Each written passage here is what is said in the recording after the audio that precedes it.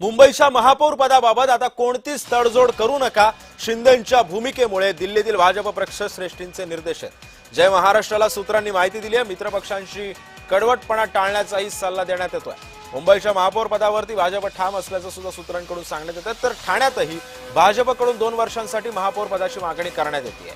मुंबई व अन्य महानगरपालिकेमध्ये महायुतीमध्ये सन्मानजनक तोडगा काढा, दिल्लीतील पक्षश्रेष्ठींनी असे निर्देश दिले। आणि या संदर्भामध्ये अधिक माहिती जाणून घेऊयात। माझा सहकारी महेंद्र जोईल सध्या आपल्या सोबत आहे। महेंद्र, आपण बघितलं असेल तर मुंबई महानगरपालिकेवरती जो महापौर बसणार आहे तो महापौर 2.5 वर्षांचा काळ आम्हाला द्या असं शिवसेनेने मागणी केली आणि आता इकडेच अशीच मागणी ठाण्यामध्ये आता भाजपकडून शिवसेनेकडे करण्यात येते। मात्र कुठलाही आडकाठीपणा करू नका असं वरिष्ठांकडून सांगण्यात येतं। शिंदेंची पुढची भूमिका काय असेल?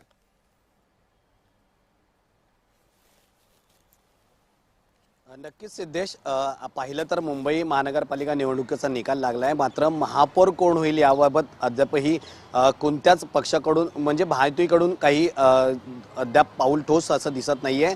मात्र या सगळ्या गोष्टींवरती भारतीय जनता पार्टीकडून जे आहे ते सांगण्यात येत आहे। ही मिळालेली सूत्रांची माहिती आहे की महापौर हा भाजपचाच होईल।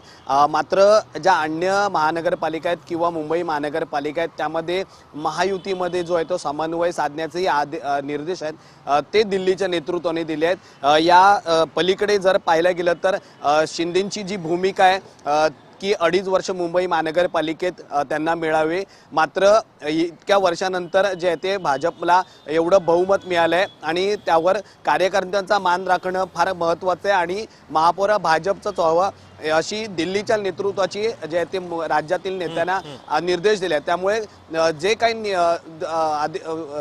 काही गोष्टी असतील त्या गोष्टी सर्व जे ते महायुतीमध्ये सन्मानाने घेतल्या जाव्यात आणि सर्व मित्र एक प्रश्न असाही उपस्थित होतो, जर मुंबई महानगरपालिकेवरती जर भाजपचा महापौर बसला, याच्यामध्ये शिंदेंनी काही आडकाठी केली नाही तर हे सेम चित्र ठाण्यामध्ये बघायला मिळेल, कारण ठाण्यामध्ये आता भाजपकडून 2 वर्षांच्या महापौर पदासाठी दावा करण्यात येतोय। नक्कीच सिद्धेश, एकीकडे जर पाहिलं तर तिकडे ठाण्यातही अशीच परिस्थिती आहे। मुंबई महानगरपालिकेत जे ते शिंदे 2.5 वर्षाची मागणी करतात तर ठाण्यामध्ये भारतीय जनता पार्टी ही 2 वर्षाची मागणी करते। त्यामुळे महायुतीमध्ये या सगळ्याच पार्श्वभूमीवर दिल्लीतील नेत्यांनी राज्यातील नेत्यांना महायुतीतल्या नेत्यांना जे ते निर्देश दिलेत की प्रत्येक मित्र पक्षाचा तो सन्मान राखला जावा आणि त्या हिशोबाने कुठेही काही गोष्टी ज्या करायच्या आहेत त्या गोष्टीवरती चर्चा व्हावी आणि कुठल्याही मित्रपक्षाला नाराज करू नये। त्यामुळे आता भारतीय जनता पार्टी आणि अजित पवार किंवा शिंदे यांच्यामध्ये अन्य महानगरपालिकेत बाबत काय चर्चा होती पाहणं महत्त्वाचं असणार आहे, कारण शिंदेंनी जर 2.5 वर्ष मागितली असेल तर ठाण्यामध्येही भारतीय जनता पार्टी 2 वर्षाची मागणी करताना पाहायला मिळते। मात्र आता राज्यातील नेतृत्व किंवा राज्यातील नेते याबाबत काय निर्णय घेतात हे पाहणं महत्त्वाचं असणार आहे। नक्कीच महेंद्र, तू सोबतच राहा, आणखी काही बातम्यांचे अपडेट्स मला तुझ्याकडून घ्यायचे आहेत।